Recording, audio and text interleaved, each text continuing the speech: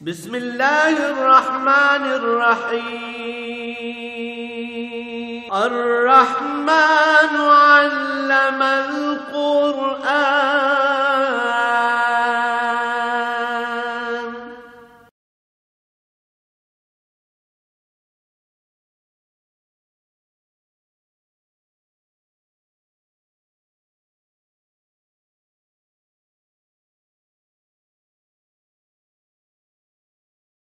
الحمدللہ رب العالمین والصلاة والسلام علی حبیبہ محمد وآلہ وصحبہ اعوذ باللہ من الشیطان الرجیم بسم اللہ الرحمن الرحیم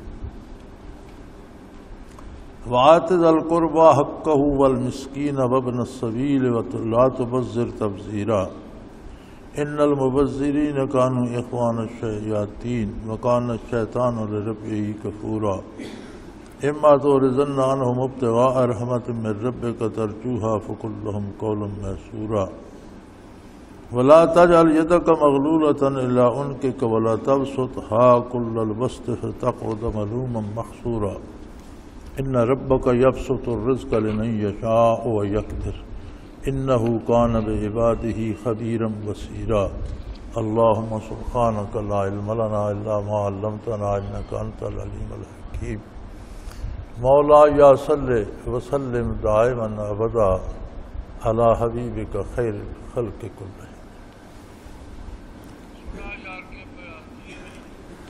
انسان پر سب سے مقدم حق اللہ کا ہے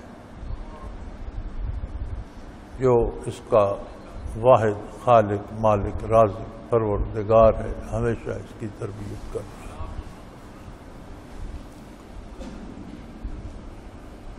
اللہ کے رسول صلی اللہ علیہ وآلہ وسلم کا ہے جو واحد واسطہ اور ذریعہ اور وسیلہ ہیں اللہ اور بندے کے درمیان۔ پھر والدین کا حق ہے، اللہ کریم نے بڑی تفصیل سے یہاں ارشاد فرمایا ہے کہ والدین کا حق ہے اور اولاد کا فرض ہے کہ ان کی خدمت کرے۔ اگر مسلمان نہ بھی ہوں تو بھی ان کا حق ہے وہ اس کے دنیا میں آنے کا سبب بنے، بچپن میں اس کی تربیت کی، اسے پال پوس کر بڑا کیا تو اس کا حق ہے کہ ان کی خدمت کرے۔ اور پھر اگر والدین مومن بھی ہوں، اللہ والے بھی ہوں، نیک بھی ہوں، نیکی کی تربیت بھی دیں تو پھر ان کا حق بہت زیادہ بڑھ جاتا ہے۔ ان کی خدمت بھی کرے، ان کے لیے اللہ سے دعا بھی کیا کرے۔ پھر قرابت داروں کا حق ہے، جوں جوں کسی کا رشتہ بنتا ہے اس طرح کے اس کے حقوق ہوتے ہیں۔ قرابت داروں کا حق یہ ہے کہ ان کے حقوق اگر کچھ تمہارے ذمے ہیں، جیسے وراثت میں شراکت ہوتی ہے یا آمدن میں، تو ان کو پوری طرح سے ادا کیے جائیں، ان کے ساتھ محبت سے ملنساری سے رہے، چھوٹی موٹی باتوں سے درگزر کرے اور انہیں اکٹھا رکھنے کی کوشش کرے۔ مساکین کا حق ہے، مساکین میں وہ لوگ ہوتے ہیں جو محتاج ہوتے ہیں، جو معذور ہوتے ہیں، کچھ کر نہیں سکتے، کوئی ذریعہ معاش نہیں ہے، صحت ٹھیک نہیں ہے، کسی کا ذہن ٹھیک نہیں ہے، کچھ آمدن نہیں ہے، جو محتاج ہو اسے مسکین کہتے ہیں، اس کا حق ہے۔ وابن السبیل، اور مسافر کا حق ہے کہ اس کی خدمت کی جائے، اس کی مدد کی جائے، اس کی رہنمائی کی جائے۔ بڑی عجیب بات ہے کہ دنیا کا نظام حقوق و فرائض کے توازن سے قائم ہے۔ اگر والدین کا اولاد پر حق ہے تو والدین کی خدمت اولاد کا فرض بن جاتا ہے۔ اسی طرح قرابت داروں کا کسی پر حق ہے تو قرابت داروں کے حقوق کی نگہداشت کرنا اس کا فرض بن جاتا ہے۔ مساکین کا حق ہے تو مساکین کو اپنی استطاعت کے مطابق ان کی مدد کرنا، ان کو دینا ہم پر فرض ہو جاتا ہے۔ مسافر کو بھی اللہ کریم نے حق دیا ہے، اور مسافر کے لیے یہ شرط نہیں کہ وہ غریب ہی ہو، امیر ہو یا فقیر ہو، جو وطن سے باہر ہے وہ اس بات کا مستحق ہے کہ اس کی مدد کی جائے، اخلاق سے پیش آیا جائے، اس کی ضروریات کا خیال رکھا جائے، جو ہم ممکن حد تک ہو سکے اس کی امداد کی جائے۔ تو جب یہ سارے فرائض ہو گئے تو پھر ہم والدین کی خدمت کر کے یا رشتہ داروں کے ساتھ حسن سلوک کر کے یا کسی غریب مسکین کو چند سکے دے کر یا کسی مسافر کو کھانا دے کر اس پر احسان کیوں جتاتے؟ یہ تو ہماری ذمہ داری ہے، ہم پر فرض ہے اور ان کا حق بنتا ہے۔ اور بندے کو اس بات پہ اللہ کا شکر ادا کرنا چاہیے کہ اس پر لوگوں کے حقوق اس نے بنایا اور وہ انہیں ادا کر کے اپنے فرض سے سبکدوش ہو رہا ہے۔ احسان نہیں کرنا چاہیے، جو چیز فرض ہو جاتی ہے اب وہ کسی پر احسان تو نہیں ہوتا، ذمہ داری ہے پوری کرنی۔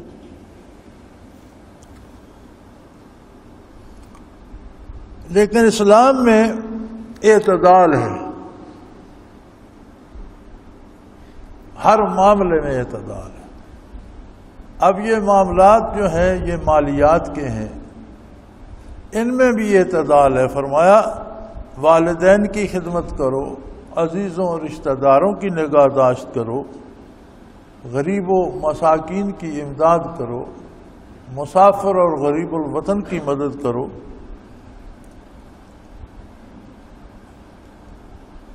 وَلَا تُبَذِّرْ تَبْذِيرًا، لیکن ان سارے امور میں اعتدال کا خیال رکھو، اپنی حیثیت کا اندازہ رکھو، اور جس قدر مناسب ہے اس قدر دو۔ یہ نہ ہو کہ فضول خرچی میں اڑا دو اور بانٹ بوٹ کر خود بیٹھ جاؤ اور خود پھر چندے جمع کرنے لگ جاؤ یا مانگنے لگ جاؤ، یہ صحیح نہیں ہے۔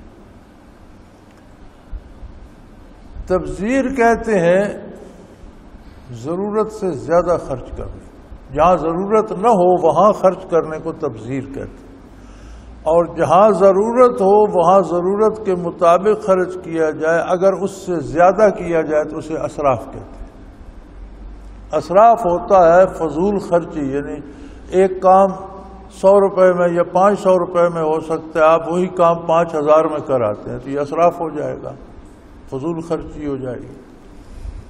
اور تبذیر ہوتا ہے غیر ضروری جگہ پر پیسہ ضائع کرنا، جہاں ضرورت نہیں ہے، محض اپنی بڑائی کے لیے یا اپنا وہ دکھاوا بنانے کے لیے یا لوگوں میں بڑا بننے کے لیے ضرورت نہیں ہے، لیکن پیسے اڑا رہا ہے کہ لوگ کہیں یہ بڑا سیٹھ ہے، بڑا دولت مند ہے، بڑا جواں مرد ہے، یہ تبذیر ہوتا ہے۔ تو فرمایا یہ فرائض ضرور پورے کرو، لیکن اپنی حیثیت دیکھ کر جو اتنی اللہ نے تمہیں گنجائش دی ہے اتنا خرچ کرو۔ اور مالیات کا سب سے بہترین اصول ہے کہ ہر آدمی اگر اپنا بجٹ اپنی آمدن کے مطابق بنائے تو کسی کو کوئی تکلیف نہ ہو۔ پھر اگر صاحب ثروت جو ہیں جن کے پاس دولت زیادہ ہے، عزیز و اقارب کا خیال رکھیں، غرباء و مساکین کا خیال رکھیں، تو وہ زمانہ بھی خلافت اسلامیہ نے دیکھا ہے کہ جب لوگ زکوٰۃ لے کر شہروں میں پھرا کرتے تھے اور کوئی لینے والا نہیں ہوتا،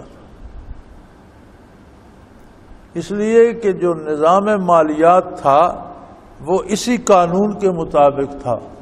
غرباء و مساکین کی امداد بھی ہو جاتی تھی، مسافروں کو بھی مدد مل جاتی تھی، عزیز و رشتہ داروں کو بھی مل جاتی تھی، تو لوگ شہروں میں پھرا کرتے تھے مال اٹھا کر، اور کوئی زکوٰۃ لینے والا نہیں ملتا تھا، پھر بیت المال میں جمع کراتے۔ ان المبذرین کانوا اخوان الشیاطین، یہ جو غیر ضروری جگہوں پر اپنی شہرت اور اپنی بڑائی کے لیے پیسہ ضائع کرتے ہیں، جو ضرورت سے زیادہ اور غیر ضروری جگہوں پر زیادہ خرچ کرتے ہیں، یہ تو شیطان کے بھائی ہیں۔ شیطان کا بھائی کس طرح ہو گیا کہ اس نے تو صرف پیسے خرچ کیے اور شیطان نے تو اللہ جل شانہ کے حکم ماننے سے انکار کر دیا۔ آپ اگر دیکھیں تو وجہ ایک ہی ہے، شیطان نے سجدے سے انکار کیوں کیا؟ اس نے کہا میں بڑا، انا خیر منہ، میں اس سے بہت اچھا ہوں، میں اس کو سجدہ نہیں۔ جو تبذیر کرتا ہے، غیر ضروری جگہوں پر پیسہ اڑاتا ہے اور اپنا شوشہ بناتا ہے، تو اس کے پیچھے بھی یہی جذبہ ہوتا ہے کہ میں دوسروں سے بہت بڑا ہوں۔ یعنی اپنی بڑائی کا جذبہ شیطان کو بھی لے ڈوبا، اور اپنی بڑائی کا جذبہ تبذیر کرنے والے کو، غیر ضروری جگہوں پر پیسہ ضائع کرنے والے کو بھی لے۔ تو فرمایا دونوں کی وجہ ایک ہے، یہ دونوں بھائی ہیں، یہ شیطانوں کا بھائی ہے، یہ ان جیسا ہی ہے۔ وَقَانَ الشَّيْطَانُ لِرَبِّهِ كَفُورًا، اور شیطان تو اپنے اللہ کا بہت ہی ناشکر گزار تھا، بہت بڑا ناشکرا تھا۔ تو انسان کو تو شیطان سے اعتراض چاہیے، بچنا چاہیے، چونکہ وہ اس کا دشمن ہے، اور دشمن کے پیچھے چلنا تو کوئی دانش مندی نہیں ہے۔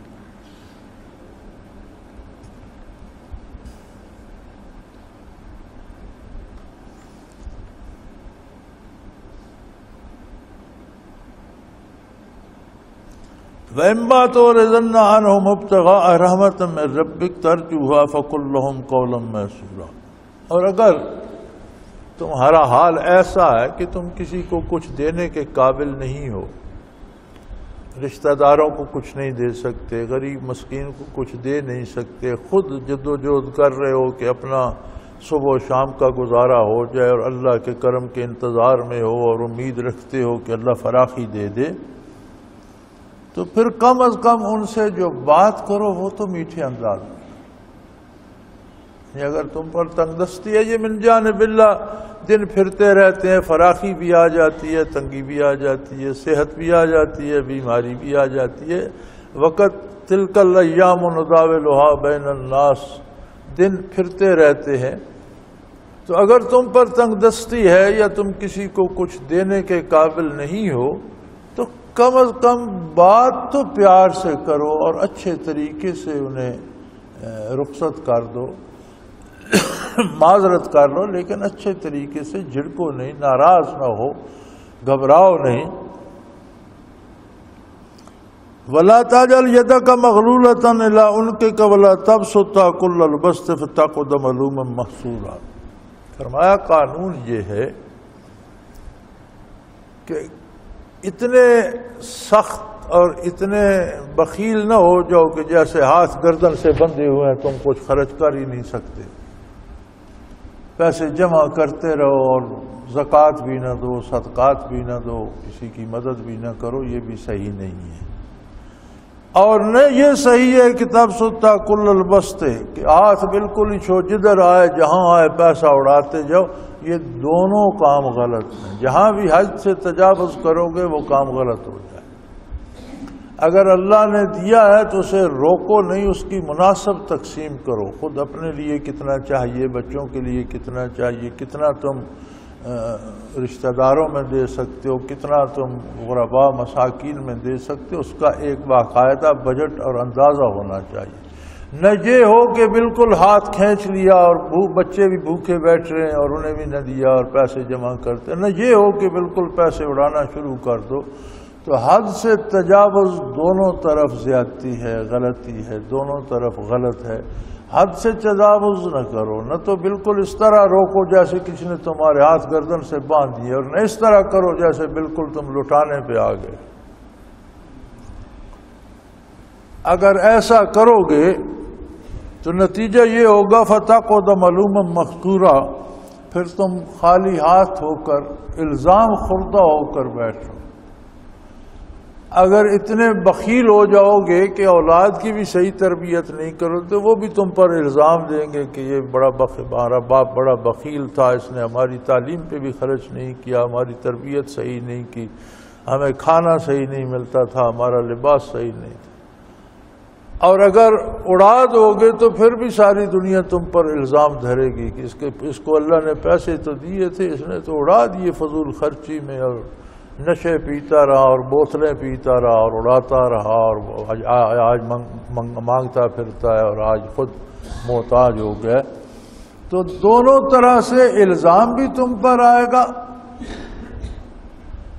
اور مجبور اور خالی ہاتھ ہو کر بیٹھ رہو۔ لہذا اعتدال کو ہاتھ سے نہ جانے دو، جتنی حیثیت ہے اس کے مطابق مناسب جائز تقسیم کرو کہ اتنے پیسے بچوں کے لیے گھر کے لیے چاہیے، اتنے اپنی ذات کے لیے چاہیے، اتنے میں 5 10 15 رشتہ داروں کو دے سکتا ہوں، اتنے غرباء کو دے سکتا ہوں، اتنے مسافر کو دے سکتا ہوں، تو اس کے مطابق کرو۔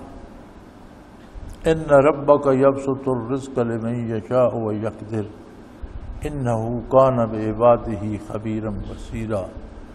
اے مخاطب، تیرا پروردگار اپنی مرضی سے کسی کا رزق بڑھا دیتا ہے، کسی پر رزق کی تنگی بھیج دیتا ہے۔ وہ دونوں طرح سے انسان کی آزمائش ہے کہ اگر اس کے پاس فراخی آ جاتی ہے، زیادہ دولت آ جاتی ہے، تو کیا اللہ کا شکر گزار بندہ بنتا ہے اور اللہ کی اطاعت میں خرچ کرتا ہے، یا اپنے نفس کی بڑائی کے لیے خرچ کرنے لگ جاتا ہے؟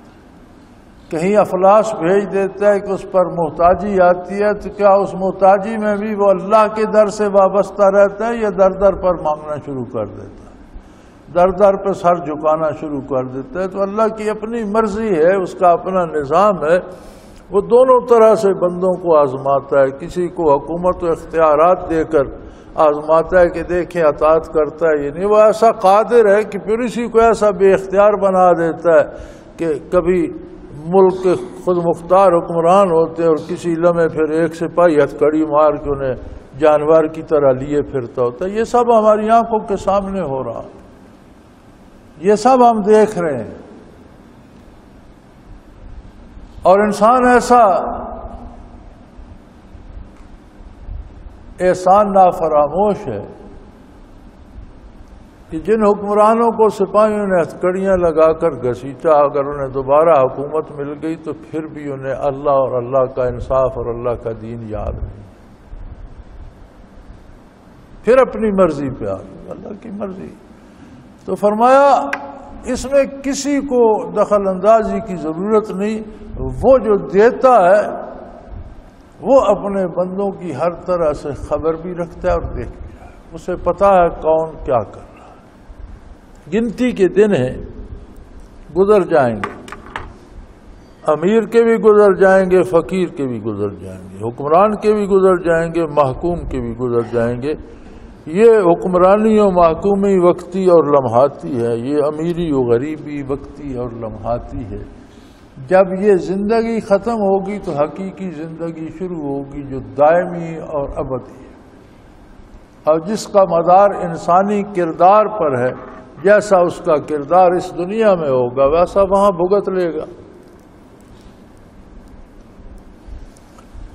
اور اس کے فرشتوں کے لکھنے کی بات، ہاتھ پاؤں کھال جلد گواہیاں دیں گے، زبان ناک آنکھ کان گواہیاں دیں گے، یہ الگ، اعمال نامے لکھے گئے وہ الگ۔ یہ کچھ بھی نہ ہو تو اللہ ذاتی طور پر ہر بندے سے باخبر ہے، اسے دیکھ لیا، وہ ان چیزوں کا محتاج نہیں ہے۔ یہ چیزیں اس نے بنائی ہیں بندے پر دلیل مقرر کرنے کے لیے، بندے کو کہ یہ دیکھو تمہارے سامنے اس نے یہ لکھا تھا، تم نے یہ کیا تھا، تمہارا ہاتھ یہ کہہ رہا ہے تم نے یہ کیا تھا، تمہاری زبان بتا رہی ہے تم نے یہ کلمہ کہا تھا، تمہاری آنکھیں بتا رہی ہیں تم نے یہ دیکھا تھا، ہاتھ پاؤں آنکھ ناک گواہیاں دی۔ لیکن اگر یہ سب کچھ بھی نہ ہو تو اللہ کسی کا محتاج نہیں ہے، وہ ذاتی طور پر دیکھ بھی رہا ہے، جانتا بھی ہے۔ پھر ایک بڑا آج کا بڑا اہم مسئلہ ہے اس دور کا،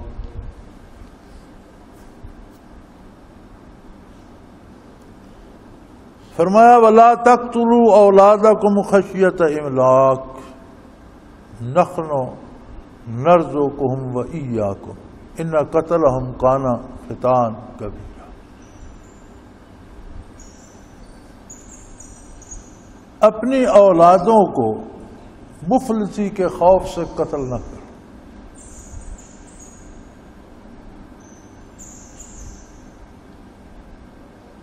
عربوں میں تو ایک رواج تھا بیٹیوں کو قتل کر دیتے تھے. اب ہمارے عہد کا یہ عجیب دستور ہے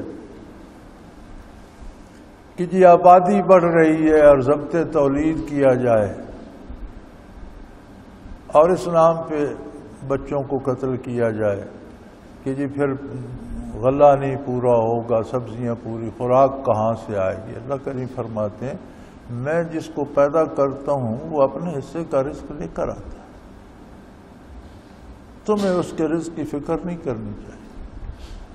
اور بڑی عجیب بات ہے کہ مغرب میں تو چونکہ خاتون کو اشتہار بنا دیا گیا اور وہ خاتون خانہ رہی نہیں, اس لیے اکثریت اب ان کی عورتوں کی تو اولاد پیدا کرنے میں دلچسپی نہیں رکھتی. ان کے ہاں ولادتیں ہوتی بہت کم, اور ہمارے ہاں چونکہ اولاد ہوتی ہے اس لیے وہ سارا ضبط تولید کا سارا زور ادھر ہماری طرف منتقل ہو گیا کہ ان کے بچے پیدا نہیں ہونے. اس وقت اگر آپ پوری دنیا کا جائزہ لیں تو پچھلے 2 عشروں میں 20-25 سالوں میں دنیا کے تمام ممالک میں جہاں جہاں مسلمان تھے ان کی تعداد کم و بیش 2 گنے سے زیادہ ہو گئی, کیونکہ یہ تو ضبط تولید کرتے نہیں اور ان کی عورتیں بچہ پیدا کرنے کے طرف رجحان نہیں رکھتی. اب انہیں فکر یہ ہو گئی ہے کہ اگر یہ سلسلہ جاری رہا 10-20 سال اور 50 سال اور گزر گئے تو یہ تو مسلمانوں کی اکثریت ہو جائے گی, ملک ہمارا نہیں رہے گا, ان کا ہو جائے گا. جس طرح ہندوستان میں قتل عام ہوتا ہے مسلمانوں کو, تو اس کے پیچھے وجہ یہ ہے کہ 2-2.5 کروڑ مسلمان تھے جب ملک تقسیم ہوا, آج وہ 22 کروڑ ہے. تو اگر اس نسبت سے بڑھتے رہے تو یہ تو ایک اقلیت سے تبدیل ہو کر اکثریت میں چلے جائیں. تو یہ دنیاوی بہانے اور اسباب ہیں جس سے قتل کے طریقے ایجاد کیے جاتے ہیں. ضبط تولید ہے جی بچہ پیدا ہی نہ ہو, تو ضبط تولید میں 2 طریقے ہیں. ایک طریقہ تو یہ ہے کہ خاتون کو حمل ہی نہ ہو, اس کے لیے آپریشن بھی کر دیے جاتے ہیں, اس کے لیے کئی دوسرے علاج بھی ہیں, لیکن کسی عورت کو یا کسی مرد کو آپریشن کر کے اولاد پیدا کرنے کے نااہل کر دینا شرعاً حرام ہے, اور یہ قتل اولاد کے مترادف ہے اور اللہ کی تخلیق میں تصرف ہے. علماء حق فرماتے ہیں کہ وقتی طور پر عورت کی صحت کے اعتبار سے یا اور کسی شرعی امر کی وجہ سے انہیں چاہیے کہ اولاد نہ ہو, تو اس کا عارضی تدارک, وقتی لمحاتی تدارک ایسا کیا جائے کہ کچھ عرصہ خاتون کو حمل نہ ہو تو وہ جائز ہے. اس کے پیچھے بھی شرعی اسباب چاہیے, لیکن بالکل آپریشن کر کے اولاد کے ناقابل کر دینا یہ قطعاً حرام ہے اور یہ منع ہے اور یہ جائز نہیں ہے, اور یہ قتل اولاد کے زمرے میں آتا ہے. اور پھر جو آج کل وجہ ضبط تولید کی بتائی جاتی ہے کہ جی پھر کھانا کہاں سے آئے گا اور اتنے بندے سنبھالے کیسے جائیں گے, تو اللہ کریم فرماتے ہیں نحن نرزقکم وإیاکم, بھئی ہم ہیں رزق دیں, جو تمہیں رزق دے رہے ہیں وہ انہیں بھی دیں گے, جسے پیدا کریں گے اسے روزی بھی دیں گے. اور یہ بڑی عجیب بات ہے, ہم نے اپنے سامنے گاؤں میں ایسے لوگ دیکھے جو بڑے کمزور, بڑے غریب اور انتہائی مفلس تھے. جب ان کے 8-8 10-10 بیٹے ہو گئے اور وہ کاروبار اور روزگار پہ لگ گئے, تو آج کل وہ گاؤں کے رئیس اور چودھری بنے. ہماری آنکھوں کے سامنے ہے, جتنے گھر کے کسی کے زیادہ افراد ہیں, اتنے زیادہ ہاتھ ہیں کام کرنے والے, اتنے زیادہ کماتے ہیں. مفلس بھی تھا تو وہ امیر ہو جاتا ہے. تو اللہ کریم ہر ایک کو جس کو پیدا فرماتا ہے اس کا رزق اس کے ساتھ بھیجتا ہے, اور فرمایا تمہیں بھی تو روزی دے رہے ہیں, جسے پیدا کریں گے اسے بھی روزی دیں گے. نحن نرزقکم وإیاکم, ہم رزق دیں گے انہیں, تمہیں بھی دے رہے ہیں.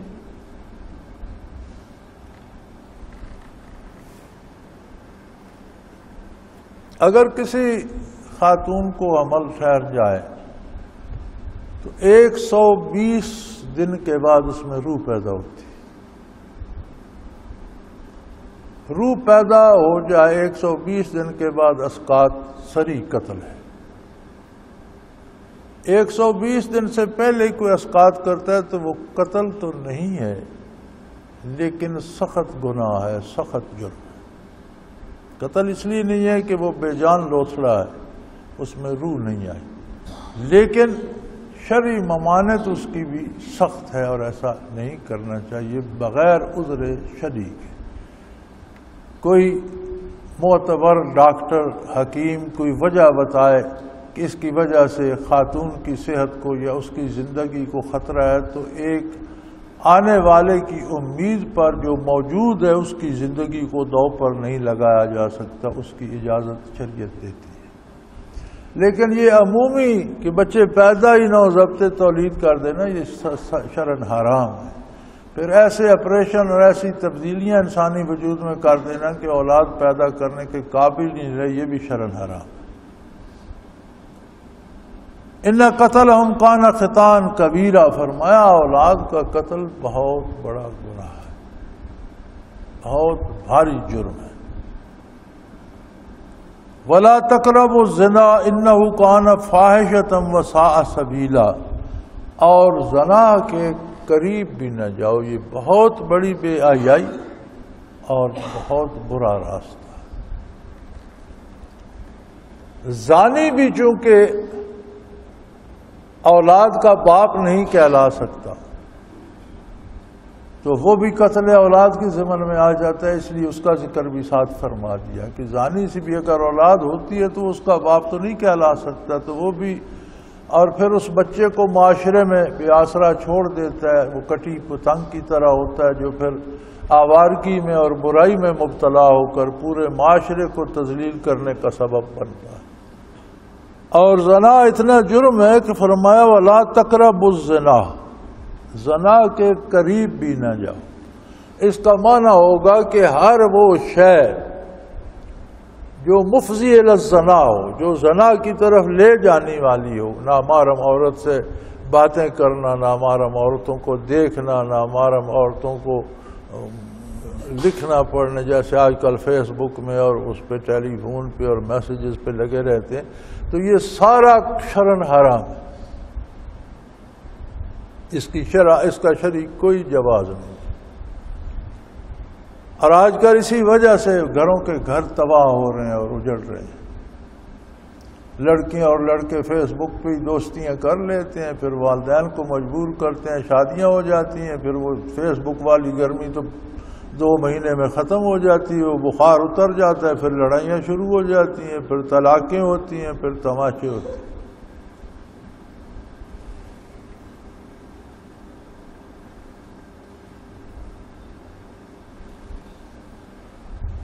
اگلے دن بھی ایک ای میل تھی جی کو بچی نے فیس بک پہ دوستی کر کے تو ایک شیعہ سے شادی کر لی، تو اب اس نے شاید اسے طلاق دے دی ہے، تو طلاق کیسے ہوتی ہے، کیا ہوتا ہے؟ تو میں نے کہا بھائی جب اس نے شیعہ سے شادی کی ہماری طرف سے تو بری ہو گئی، اب شیعہ علماء سے پوچھو کیسے ہوتی ہے، کیسے، جنہوں نے نکاح پڑھا ہے انہیں طلاق کا بھی پتہ ہو۔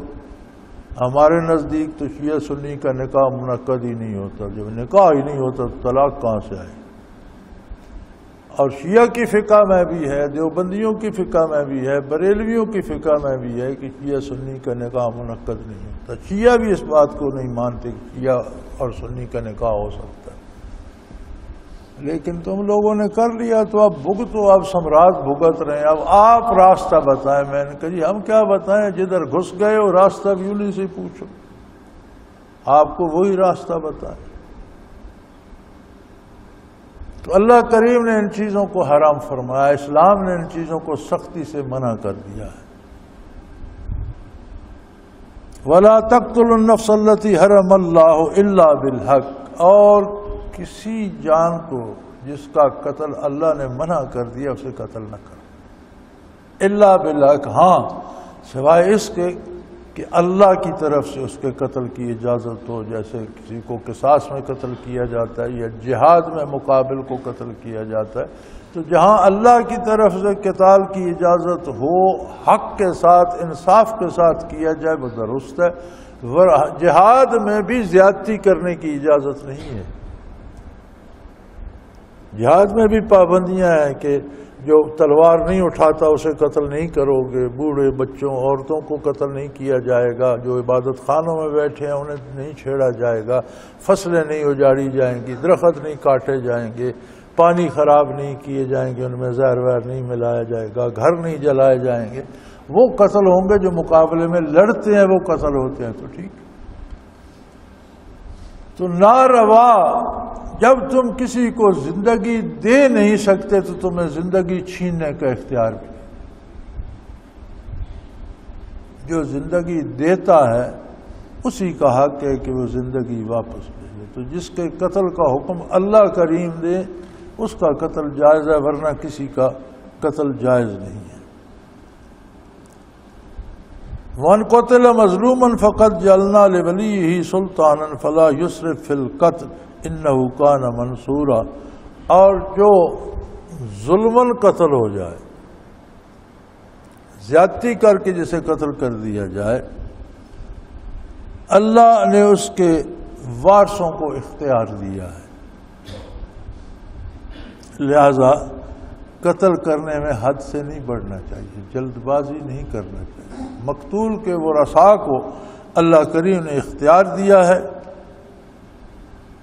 اور اللہ کی طرف سے مقتول کے وارثوں کی مدد کی گئی ہے. لہذا قتل کرنے میں حد سے تجاوز نہیں کرنا چاہیے، جلد بازی نہیں کرنی چاہیے، پوری تحقیق و تفتیش اور شہادت اور شرعی قاعدے کے مطابق ہونا چاہیے.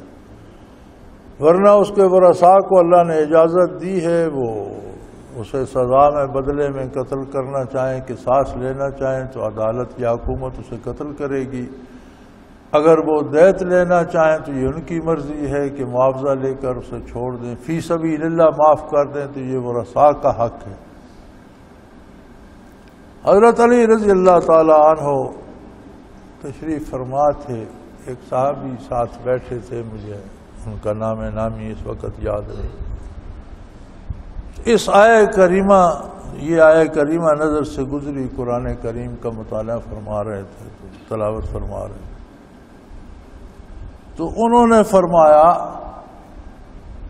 کہ حضرت عثمان کی وراثت لے کر امیر معاویہ رضی اللہ تعالی عنہ جو شور کر رہے ہیں، تو میں سمجھتا ہوں کہ یہ اختیار حاصل کر لیں گے، انہیں حکومت مل جائے. حضرت علی کرم اللہ کریم نے فرمایا کہ آپ نے کیسے سمجھا؟ فرمایا یہ آیت بتا رہی ہے کہ جو ظلماً قتل کیا جائے اس کے ورثاء کی اللہ مدد کرتا ہے. اور پھر آخر بالآخر وہی ہوا. تو اللہ کریم کا ایک اپنا نظام ہے. کسی کو بھی مجرم بھی اگر قتل ہوتا ہے تو کسی کے قتل پر خوش نہیں ہونا چاہیے، عبرت حاصل کرنا چاہیے کہ اللہ کریم مجھے ایسے امور سے پناہ میں رکھیں کہ جن کا نتیجہ یہ ہو. تو کسی کے قتل پہ بھی خوش نہیں ہونا چاہیے. اور دوستی اور دشمنی کی بھی حدود ہیں، انہیں ایک حد کے اندر رکھنا چاہیے. اور اگر کوئی ظلماً قتل ہو جاتا ہے تو فرمایا اللہ اس کے وارثوں کی مدد فرماتا ہے. وَلَا تَقْرَبُوا مَالَ الْيَتِيمِ، دوسروں کے مال پر نگاہ نہ رکھو، خصوصاً یتیم. یتیم کے لیے ایک قید ہے، جس طرح مہاجر کے لیے بھی ایک قید ہے کہ جو ہجرت کر کے آیا وہ تو مہاجر ہے. اب اس کی چوتھی نسل بھی کہے میں مہاجر ہوں، تو یہ تو وہ تو یہیں کا پیدا ہوا، یہیں کا رہنے والا ہے، وہ مہاجر کیسے ہے؟ یتیم نابالغ بچہ ہوتا ہے، جب بالغ ہو جائے تو پھر وہ یتیم نہیں رہتا، پھر وہ اپنے معاشرے میں برابر کا شریک ہو جاتا ہے. تو یہاں سفید ریش بھی کہتے ہیں میں یتیم ہوں. بھئی یتیم جو ہوتا ہے نابالغ بچہ، بلوغت سے پہلے یتیم ہوتا ہے. اور بلوغت سے پہلے وہ اپنے مال کو تو سنبھال نہیں سکتا، نہ اس کے اختیار میں ہوتا ہے، وہ ورثاء کے اختیار میں ہوتا ہے، تو اس کا مال ہڑپ کرنا مشکل نہیں ہوتا. تو فرمایا اگر وہ خود آج اس قابل نہیں کہ اپنے مال کی حفاظت کر سکے یا اپنے مال کی دیکھ بھال کر سکے تو اس کا مال ناجائز طریقے سے مت کھاؤ. ولا تقربوا مال الیتیم، اس میں درس یہ ہے کہ کسی کا بھی مال ناجائز طریقے سے نہ کھایا جائے، کوئی طاقتور کسی کمزور کا مال نہ کھائے، کوئی صاحب اقتدار غریبوں کو نہ لوٹے۔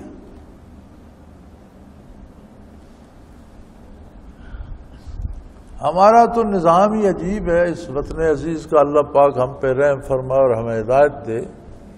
الیکشن میں تو آپ نے بڑے نعرے سنے ہوں گے کہ ملکی دولت لوٹ کر لوگ باہر لے گئے ہیں، وہ دولت واپس لائی جائے گی، ملک خوشحال ہو جائے گا۔ جو نعرے لگاتے تھے جب انہی کے پاس اقتدار آیا تو انہوں نے کہا چھوڑو یار، وہ ان کی بھی ہے رہنے دو، ہماری بھی وہیں پڑی ہے رہنے دو، انہی کو اور نچوڑو۔ پھر سارے ٹیکسز غریب پر ہی لگنے شروع، کوئی دھیلا کوئی ٹکا پار سے نہیں آیا۔ پھر جو چیز 10 روپے کی تھی وہ 50 کو پہنچ گئی، اور دن بدن بڑھائے جا رہے ہیں۔ یہ بھی لوٹ مار ہے، یہ بھی غریبوں کا، مجبوروں کا، بے بسوں کا مال کھانا ہے۔ حکمرانوں کی عیاشیاں وہی ہیں، وہی 50-50 100 گاڑیاں ان کے ساتھ سفر کرتی ہیں، وہی ان کے ناز نخرے ہیں، وہی محلات میں رہتے ہیں، وہی ان کے اخراجات ہیں، شاہ خرچیاں ہیں، اور غریبوں پر وہ روزانہ ٹیکس بڑھتے جا رہے ہیں، ہر چیز مہنگی ہوتی جا رہی ہے۔ تو یہ سب اسی زمرے میں آتا ہے، جیسا یتیم کو لوٹنا، بے بس و بے کس کو لوٹنا، مجبور و بے بس سے لینا۔ اللہ باللتی ہے یا احسن، ہاں مناسب طریقے سے، جو جائز ہو، جو ضروری ہو اور وہ شرعاً جائز ہو، وہ آپ لے سکتے ہیں۔ حتیٰ یبلغ اشدہ، یہاں تک کہ وہ خود اپنے مال کا وارث بن جائے، مالک بن جائے، اپنی مرضی کا مالک بن جائے، بالغ ہو جائے، اپنی جوانی کو پہنچ جائے۔ وَأَوْفُوا بِالْعَهْدِ، معاہدات کی پاسداری کرو۔ معاہدات میں ایک شرط تو سب سے پہلے ہے کہ خلاف شریعت کوئی معاہدہ کیا نہیں جائے گا۔ اگر کوئی معاہدہ ہو گیا اور پتہ نہیں تھا، بعد میں پتہ چلا کہ یہ خلاف شریعت ہے، تو دوسری فریق کو بھی بتا دے اور اسے کالعدم قرار دے، اسے ختم کر۔ جو معاہدے شرعی حدود کے اندر تم کرتے ہو ان کا پاس کرو اور ان کو نبھاؤ۔ جو وعدے کیے ہیں اور جو معاہدات طے کیے ہیں ان کو بالکل ان پر پابندی کرو، اور یہ مسلمان کا حق ہے کہ پوری دیانتداری سے اسے نبھائے۔ اس لیے ان العہد کان مسئولہ، اس کا بھی سوال ہوگا کہ تم نے دوسرے کے ساتھ معاہدہ کر کے اسے دھوکہ کیوں دیا، یہ معاہدہ کیوں توڑا۔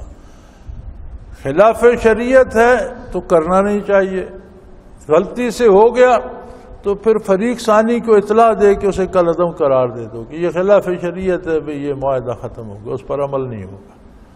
شرعی دائرے کے اندر ہے تو اس پر پوری دیانتداری سے عمل کرو، اس لیے کہ قیامت کو معاہدات، وعدوں، وعید کے بارے پوچھا جائے گا۔ وَأَوْفُوا الْكَيْلَ إِذَا كِلْتُمْ وَزْنُوا بِالْقِسْطَاسِ الْمُسْتَقِيمِ، اور جب تم کسی چیز کا ناپ تول کرتے ہو تو پورا پورا کرو۔ یہ ساری معاشی اصلاحات ہیں۔ قیمت لیتے ہو تو دیانتداری سے جو منڈی کا قیمت ہے وہ حاصل کرو، کسی کی مجبوری سے فائدہ نہ اٹھاؤ۔ مال دیتے ہو تو اس کی جو کوالٹی تم نے دکھائی ہے وہی دو، اس کی تعداد، کوانٹٹی اور کوالٹی دونوں صحیح رکھو، اس کی وہ قسم بھی وہ ہو جو آپ نے دکھائی ہے کہ یہ دوں گا، اور اس کی جو مقدار ہے وہ بھی پوری سیدھی ڈنڈی سے تولو، ڈنڈی نہ مارو۔ بالقسطاس المستقیم، سیدھے ترازو سے سیدھی ڈنڈی رکھ کے تولو، مال میں کمی بیشی نہ کرو۔ اس میں جب ہم ملازمت کرتے ہیں، تنخواہ لیتے ہیں اور کام پورا نہیں کرتے تو یہ بھی ڈنڈی مارنے میں آ جاتا ہے۔ مزدور مزدوری کرتا ہے، مزدوری پوری لیتا ہے، لیکن کام میں سستی، یہ جان بوجھ کر کوتاہی کرتا ہے تو یہ بھی ڈنڈی مارنے میں آ جاتا ہے۔ اپنا حق پورا لو، اگلے کا حق پورا دو، انصاف کرو۔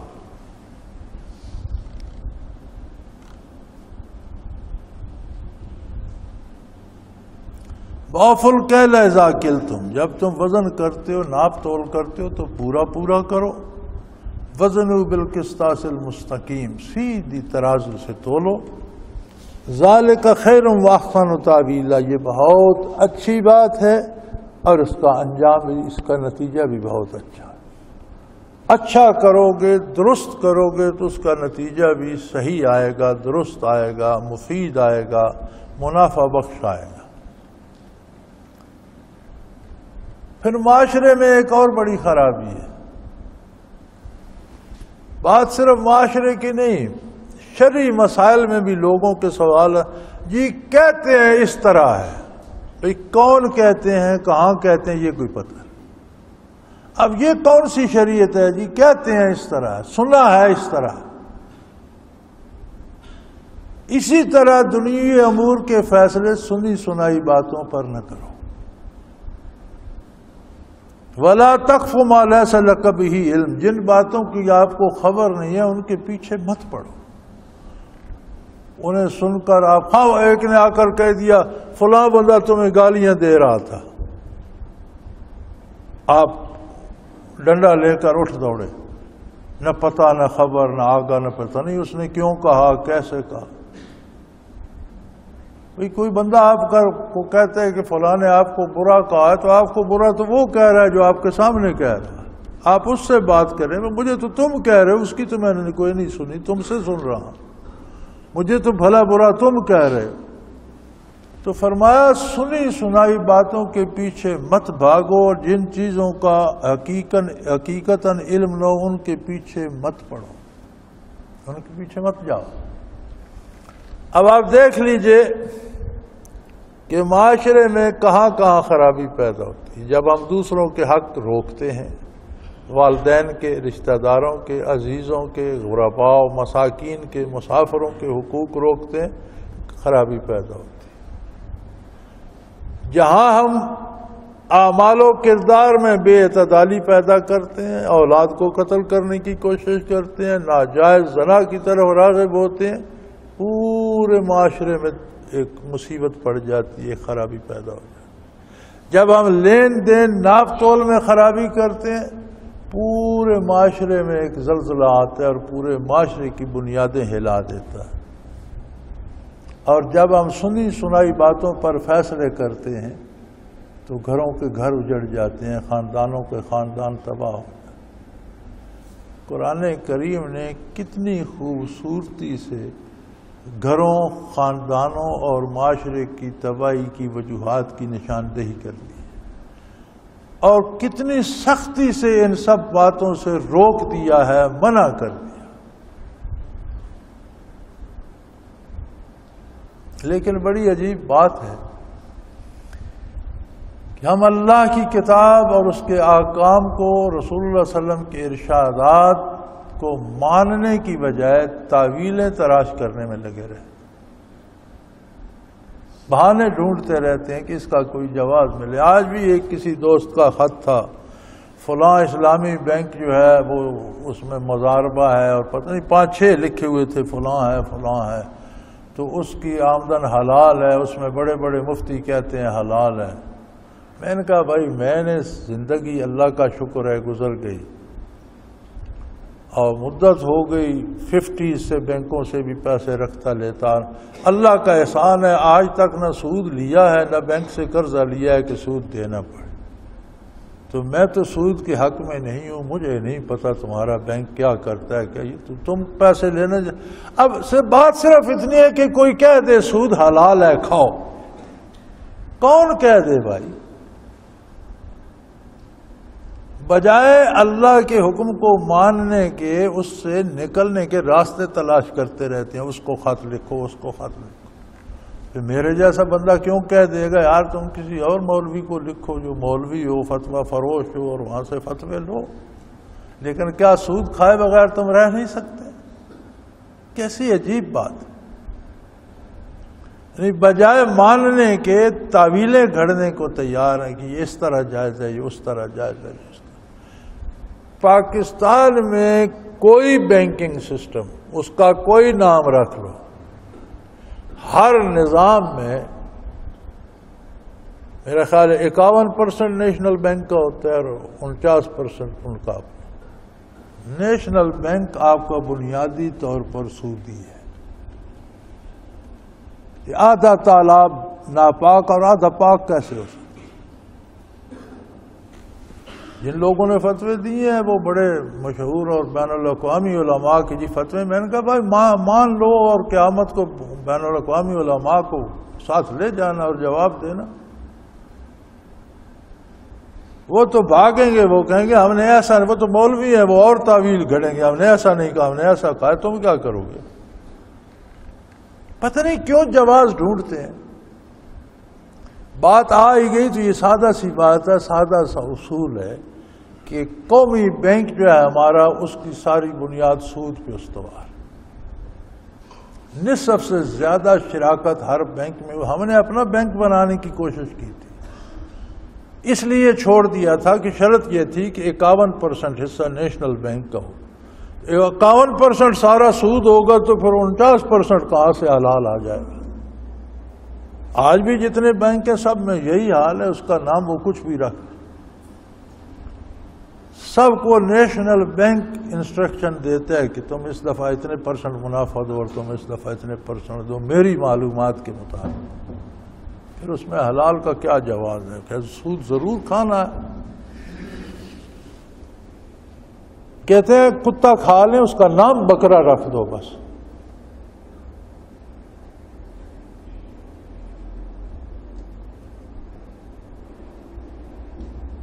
بلا تقف ما لیس لک بہ علم, ایسی باتوں کو پیچھے نہ جاؤ جن کو تم جانتے نہیں.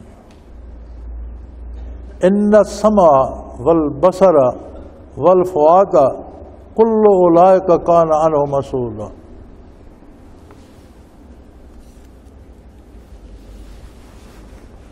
یاد رکھو تم جو کچھ بھی کرتے ہو اس کے ذرائع 3 ہیں.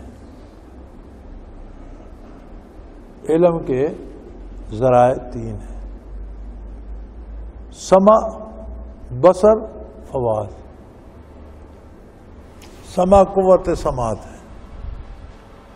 بچہ پٹھانوں کے گھر پیدا ہوتا ہے تو پشتو میں بات کرتا ہے, پنجابی کے گھر پیدا ہوتا ہے پنجابی میں بات کرتا ہے, اردو بولنے والے کے گھر پیدا ہے اردو میں بات کرتا ہے, انگریز کے گھر پیدا ہوتا ہے انگریزی میں بات. کسی ملک میں, کسی قوم میں, کسی خاندان میں تو بچہ سیکھ کر نہیں آتا, والدین سے سن کر سیکھتا ہے. جو والدین کی زبان ہے وہی بچے کی ہوتی ہے, وہ سیکھ جاتا ہے. دوسرا ذریعہ حصول علم کا ہے آنکھ.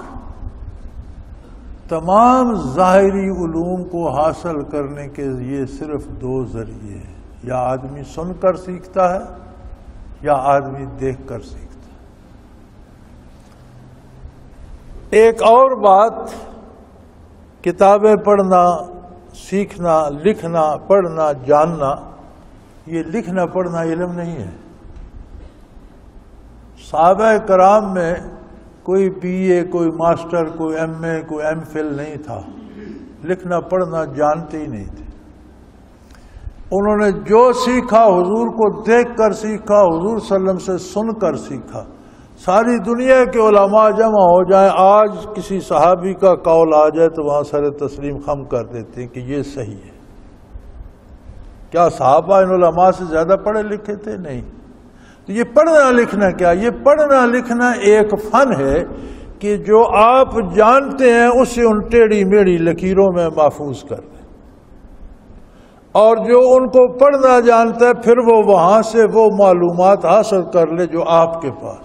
یہ لکھنا پڑھنا علم نہیں ہے, یہ علم کو محفوظ کرنے کا, آگے منتقل کرنے کا ذریعہ ہے. کہ آپ کے پاس جو معلومات ہیں آپ انہیں ایک زبان میں لکھ دیتے ہیں, آپ کے بعد میں آنے والا اس کو پڑھ کر ان معلومات سے باخبر ہو جاتا ہے. یہ ہے لکھنا پڑھنا.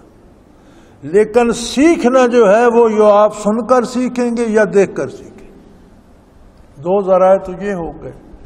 اللہ کہیں فرماتے ہیں میں قیامت کو پوچھوں گا کہ تم نے سماعت کو کہاں استعمال کیا, بصارت کو کہاں استعمال کیا, کیا سیکھا, حق سیکھا یا ناحق سیکھا, عدل سیکھا یا ظلم سیکھا, عدالت سیکھی یا ناانصافی سیکھی, کیا سیکھا تم؟ تیسرا ذریعہ حصول علم کا ہے والفواد. فواد کہتے ہیں لطیفہ قلب کو. جیسے دل کو انگریزی میں ہارٹ کہتے ہیں نا، تو ایک انگریزی میں اس فواد کو کہتے ہیں سیٹل ہارٹ. اس کے اندر ایک نقطہ ہوتا ہے. یہ دل جو پمپنگ مشین ہے یہ تو سامنے ہے، اس کے اندر کوئی ایک نقطہ ہے جسے فواد کہتے ہیں، اور یہ لطیفہ ربانی ہے، یہ عالم امر سے ہے، اور یہ صرف انسان کو ودیت کیا گیا ہے، کسی دوسرے زیرو میں نہیں ہے. اسی لیے صرف انسان کو نبوت عطا ہوئی ہے، کسی دوسری مخلوق کو نہیں. یہ سمع و بصر تو سمجھ آتی ہے کہ ہم زندگی کرنے کے گر سیکھتے ہیں، مادی علوم سیکھتے ہیں، چیزیں بنانا سیکھتے ہیں، چیزیں استعمال کرنا سیکھتے ہیں. اس فواد کس کام آتا ہے؟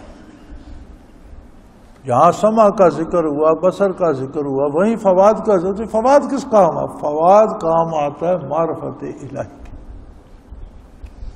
آنکھ اور کان سے جو کچھ ہم سیکھتے ہیں وہ اس دنیا کی زندگی کے لیے.